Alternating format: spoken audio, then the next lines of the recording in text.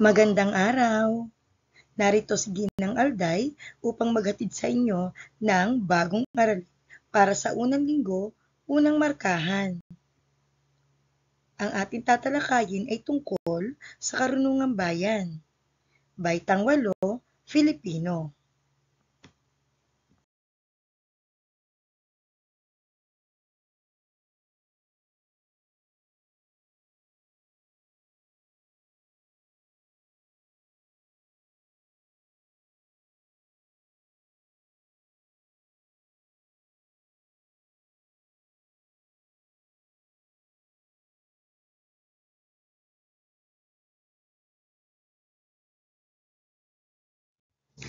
Narito ang unang uri ng karunungang bayan, ang salawikain. Ang salawikain ay karaniwang patalinhaga at may nakatagong kahulugan. Ito rin ay maikli ang pangungusap, ngunit may malalim na pahiwatig kaya hindi literal ang kanyang kahulugan. Narito nga ang halimbawa ng salawikain. Tumatanda ang kalabaw, tumutulis ang sungay. Kung mapapansin natin sa halimbawa na ang kanyang kahulugan ay nakatago. Katulad na lamang sa salitang ang kalabaw at gayon din ang kanyang sungay.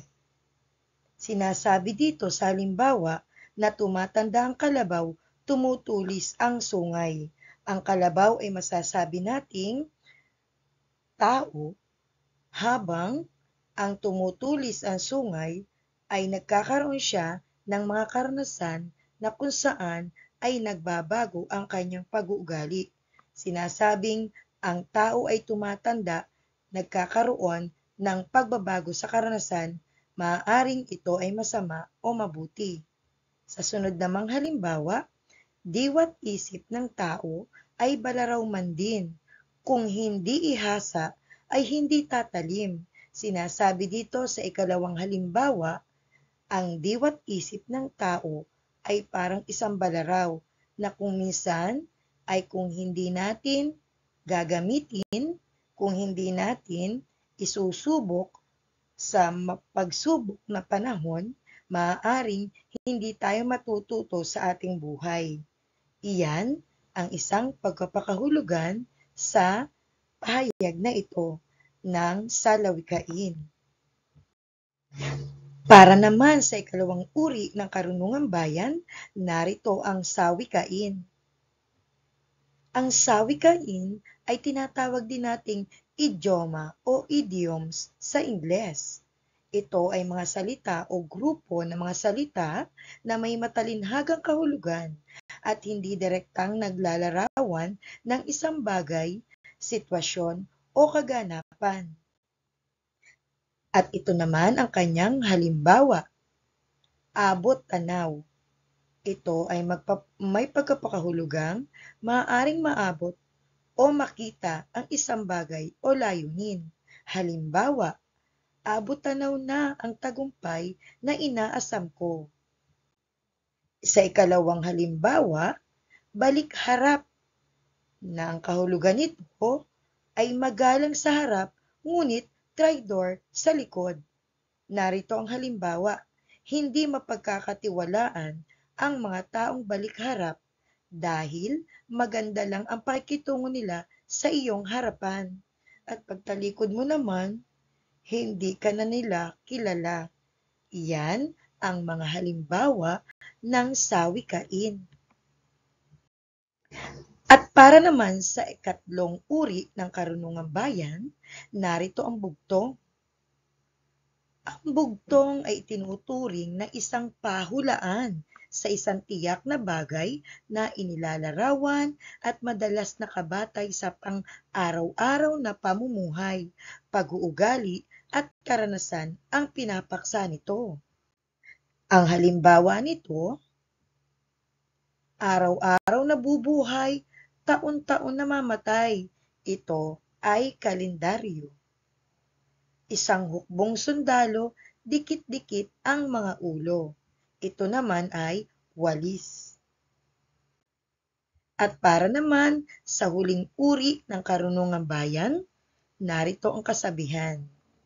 Ang kasabihan, kung tawagin sa Ingles, ay saying, na kung saan isang makaluma at maiksing pariralang nagpapahayag ng ideya na pinaniniwalaan ng nakararami na tunay o totoo.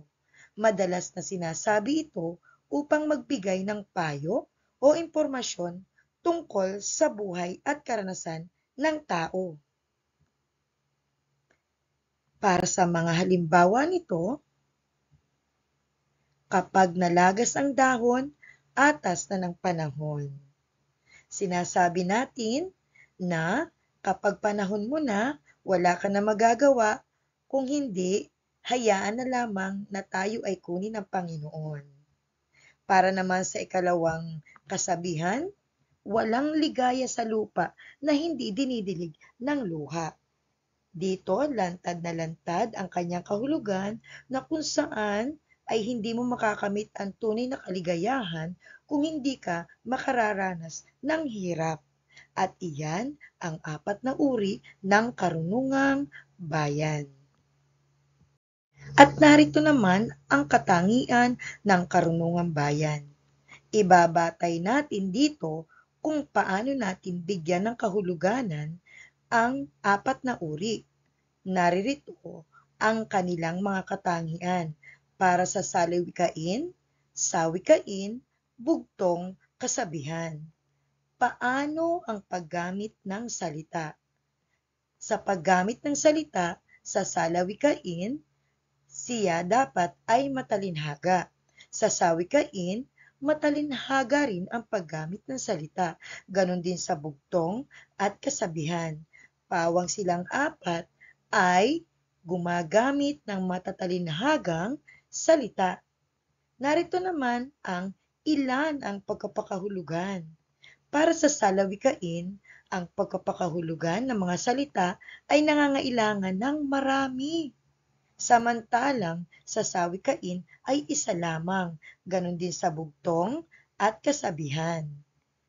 At paano naman ang pagpapahayag ng mensahe? Sa pagpapahayag naman ng mensahe, nakikita sa salawikain na nakatago ang kanyang kahulugan.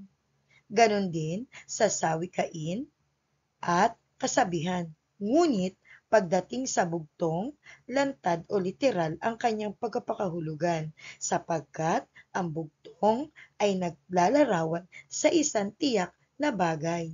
At naririto ang sinasabi nating katangian ng karunungang bayan na kung saan ay magiging batayan natin upang makilala natin ang 4 na uri ng karunungang bayan. At bilang pagsasanay para sa paksang ito, narito ang inyong gagawin. Bumuo ng karunungang bayan batay sa mga kasalukuyang pangyayari sa lipunan. Isaalang-alang ang mga katangian nito. Inaasahan na isa sa katuparan ninyo ang mga gawain ito. Maraming salamat sa susunod muli nating pagtatalakay.